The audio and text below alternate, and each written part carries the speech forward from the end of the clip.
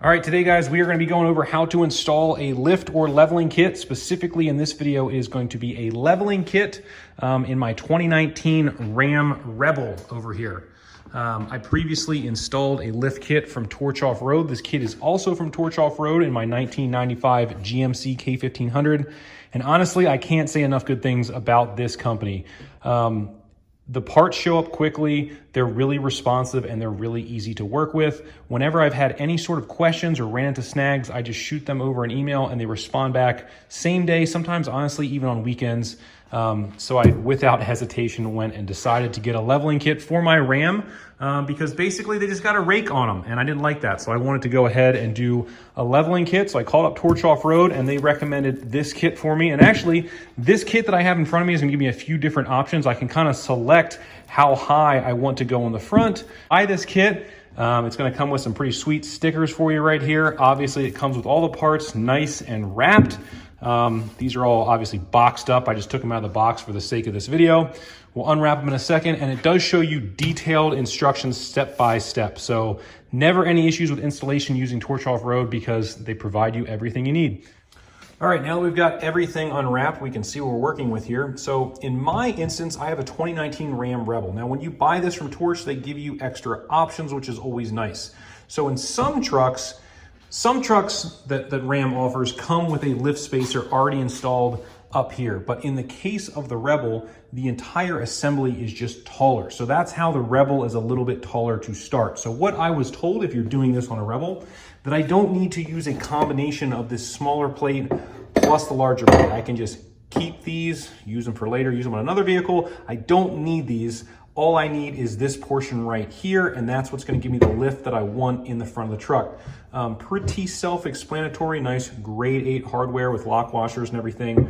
That is what's gonna get installed through the upper shock tower that we'll call it, and then this will come over here and get installed right on there, and we'll show you that later in the video. But this is what you are looking at when you get everything. And like I said, read through the instructions first. We will go through them in detail when we get started and kind of talk you through step by step. It's super easy. Don't worry, you can do this at home yourself. Here's a quick overview of the tools you are going to need. I'll just kind of talk through these real fast. You may not need every single one of these, or if you have a variant, like for example, if you don't have the metric, you have a standard, but it's close, it might work. These are the tools that I use to get the job done. So never hurts to have some hammers of various sizes. I've got a bigger hammer. This was used to break loose the upper ball joint. Some sort of pry bar is always nice. If not, a screwdriver will work. Some way to support the brake caliper when you remove it so you do not damage the brake lines. And then we can talk about just sort of sockets, ratcheting wrenches, regular wrenches, sort of whatever you have should more or less work. You're gonna need a 21, a 19, an 18, and a 5/8. Similar sizes over here on the sockets, a couple of things different. We've got a 22-inch socket and we've also got a 24, I believe. Yep, that's a 24. Get yourself a tape measure, something to write with. Not fully necessary, but a breaker bar sometimes. If you don't have an impact, I highly recommend using an impact for this job. But if not, a breaker bar or a 1/2-inch drive socket will work. And when I say socket, sorry, I mean ratchet. You will need a smaller size, either ratchet, to get to your 10 millimeter and 8 millimeter, and that is to hold some of the bolts loose while you break the nuts loose so the whole thing doesn't spin. Safety glasses, of course, and basically a jack and jack stands, and that's all you need to get the job done. All right, now that you understand what is included in the Torch Off-Road kit, real quick, we're gonna take some measurements before we start. Realistically, you should probably honestly do this before you even order your kit, but I showed kind of the same thing when I did this with my last truck and I did a full lift kit. We're gonna go ahead and measure the front and the back and understand how much rake we have. And depending on what your truck you have, what trim level, that might be different. And this will help you figure out how much of a lift you need in the front if you're doing a level to get that thing perfectly level. I'll show you what I mean. Snag yourself a tape measure and get yourself something to write with. Now, make sure your tires are properly inflated. And if you've got anything in the bed, like if you have a camper shell or something like that, that's always on there all the time, make sure you leave that on there so you get some accurate measurements.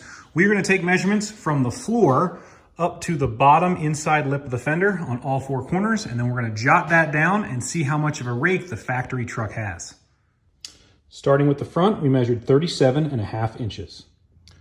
The rear of the truck is 39.5 inches. And here are the results. Left front and right front are both around 37.5 to 37.75 of an inch, and the left and right rear are between 39.5 and 40 inches. Roughly what that tells me is we need to pick up the front 2 inches. So when we go and pull this apart and we see what all it comes with, we are going to be able to make sure that we select the right height for our truck in this application to basically get right around 40 inches at all 4 corners. Go ahead and chock that rear tire, get yourself some beefy jack stands and a jack, and start lifting the front of the truck up. You're going to want to support it on jack stands and allow the tires to dangle because you got to pull the tires off and access everything behind the wheel and tires. We'll go ahead and get it jacked up. These are going to be a 22 millimeter. I've got my M18 here. We'll go pull them off. We're going to go ahead and move forward with the instructions. So basically, we've done steps 1 and 2. We've supported the vehicle. Now, step 3 says to remove the sway bar, end link, and hardware. So in case you were curious, this right here where my hand is the sway bar, and this is the end link. So we could either try and just remove the bottom from the lower control arm or the top, or both. We probably don't need to do both, so we'll probably just try with one first, but that is what they're talking about in that step. The next thing you're going to do, step 4, is to remove the lower strut mount hardware and remove the nuts on the upper strut mount. So this piece right here with a nice yellow Bilstein shock in the center is our kind of like strut combination. The nuts on top are the ones they're talking about right there, and the nut and bolt on the bottom is this big guy down here. This is what connects your Bilstein to your lower control arm. So that's what they're talking about in that next step. After that, they say to go ahead and remove the brake caliper. This is your brake caliper, so you just need to find the bolt to hold it into place. In this case, it's right here and right here. We're gonna remove that out of the way, and we wanna support it because we don't want all that weight dangling on our brake lines. That could damage stuff. So make sure you take extra care when you do that. And finally, it says loosen and remove the upper ball joint nut, separating the ball joint from the spindle. So right here in front of us, this is your upper control arm, this is your upper ball joint, and this is your spindle. So this is what they're talking about. You're gonna remove this.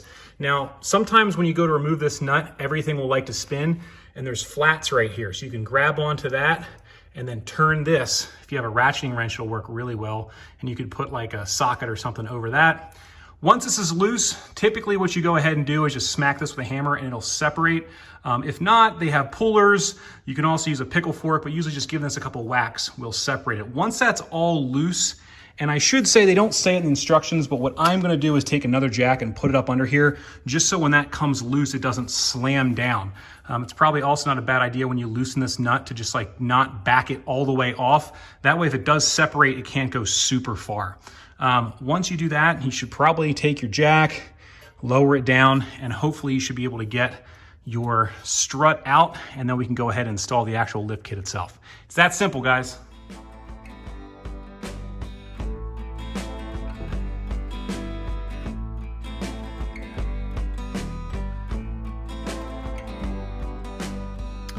Okay, real quick up here, there is a little harness that clips down on top of the nuts that you have to remove.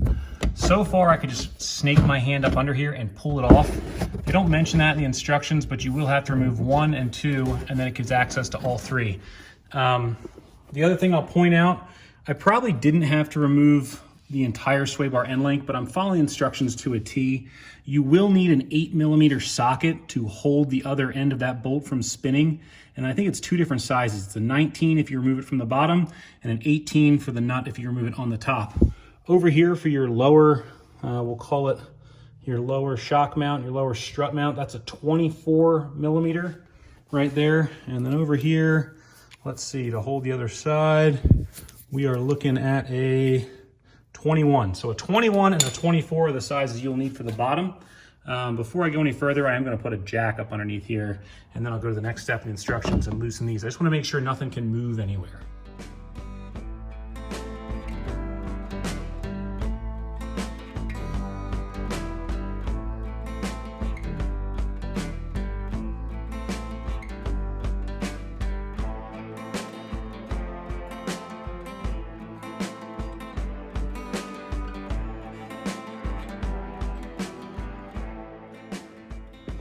Well guys, I got it.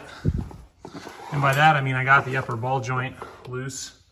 But I'm gonna be honest, I used my pickle fork set. That wouldn't touch it because the spindle is aluminum and it just kind of mushrooms it.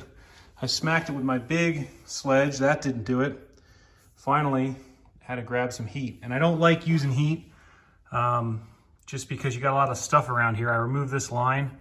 So I don't really recommend that. You could probably go grab a puller, but man, this thing was stuck on there and it just, I don't know how common that is, but it was stuck in there. So I took my time, eventually heat, real careful, made sure I didn't get anything up there near the that rubber ball joint, and then smacked it, and eventually it came loose. So if you need to use heat, that's an idea. Otherwise, I'd rent a tool. You shouldn't have to do that, but sometimes these things get stuck together. Okay, so once you've got that separated, you're gonna wanna be careful because you still have this ABS line here, and you wanna be really careful that you don't mess that up. So I've got a jack underneath here. You basically have to press down on everything without letting this thing flop this way. If it flops this way, it's gonna yank on that line, so be really careful. We gotta get this control arm down far enough to pull that shock out of there. Okay, pro tip, trying to wiggle this out of there. If you keep just pressing down on that, it's never gonna come out.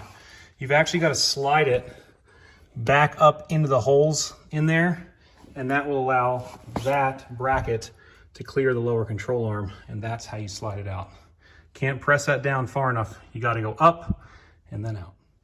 All right, guys, pretty self-explanatory how this goes on. It only fits one way, so if you try and put it on, it won't fit. Just rotate it until it fits, and then this just slides on right there. You use the stock nuts to tighten this down, so we'll have to go ahead and put those nuts on to tighten this into place, and then obviously this makes everything taller. We'll take these nuts back off, slide it into the truck. We may have to pry down a little bit on the lower control arm to get enough space to fit this in, so that will be something that we will show you here in a second. But let's first go ahead and get these tightened down to the manufacturer's torque specification. Okay, so just something I'll point out here real quick. Technically, the torque spec for this is 40 foot-pounds. Now, as you can see, it's kind of difficult to get in there with the socket. It's not impossible. You'd have to use what's called a crow's foot.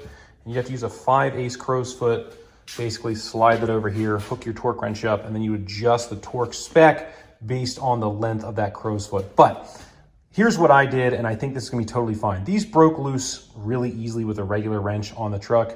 It did look like there was a little bit of thread locking compound on there, so I went ahead and put some blue Loctite on. I'm gonna snug these up by hand, extra snug, roughly about 40 foot-pounds. So if you wanna do it using the crow's foot method, you can, or just get yourself a wrench and tighten these up. When we go ahead and install this, chances are we will be able to get a torque wrench on, and we will try to tighten those down using the manufacturer's recommended torque spec of 40 foot-pounds. All right, so not surprisingly, there is an orientation on which it goes on. The trick here is to make sure that you've got this lined up the right way. Otherwise, you're gonna be fighting it there. It's not gonna be going on. Twist it until everything lines up, and then go in through this way first. And then I've got it close, but obviously I don't have it all the way on. I'm gonna have to basically set the camera down, press down on the lower control arm to flex that down and slide that into place, all while trying to shove that up in there. It's not looking like it's gonna be too hard because we've got it part way in, but it is something that you definitely wanna go up first, get that lined up, press that down, and then slide it in. And just like that, my friends, with basically two hands, one hand wiggling this, the other one pushing that down, I was able to slide that right into place. It all fits. Even though the Rebel does have a taller shock assembly, you are able to get that in there with the singular lift leveling kit bracket on the top. So now we'll go ahead and start the reassembly. Grab those 3 nuts, washers, and lock washers, and you're gonna fish them in right up under here. You can see the new studs poking through, and that is exactly where these are gonna go. You're gonna put your washer on first, then your lock washer, then the nut. Okay, professional tip.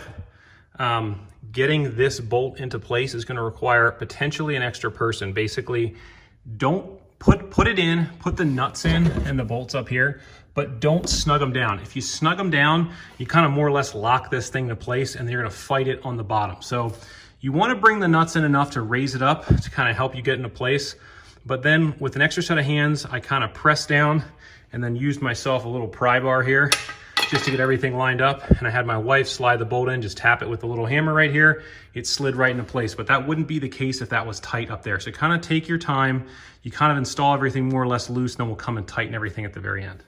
All right, you're probably asking yourself what a ratchet strap is doing over here. Basically, in order to get this nut back on here, you need to either get your spindle up or your control arm down. Now, what I found is putting a jack underneath here and jacking up Got it up, but it started to lift the truck off the jack stands, and that's just not safe. So what I did was just wrap a ratchet strap around here. If you had another person helping you, chances are they could push down on that, but I am by myself right now. So ratchet strap, pull that down just enough to get this nut on. We can go ahead and release this and continue onward with the installation process.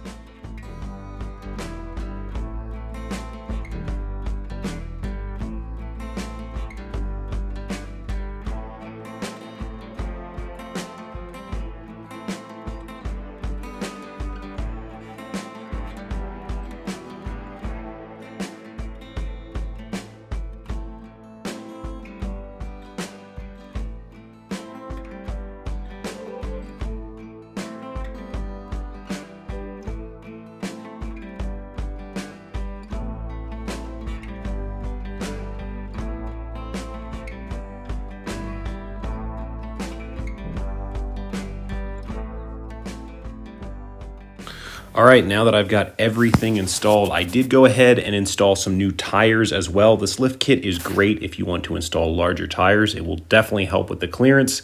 Do not forget to also get it aligned. I got it aligned at the same time, and honestly, I couldn't be happier. It sits perfectly level. It measures right at 40 inches, front and rear, perfectly level with this front leveling kit. And if I wanted to, I could go even higher if I would have installed those other plates. Let me know what you think in the comments. I'm super happy. I think it makes the stance of this truck look super mean. I can't wait to take this thing off-road.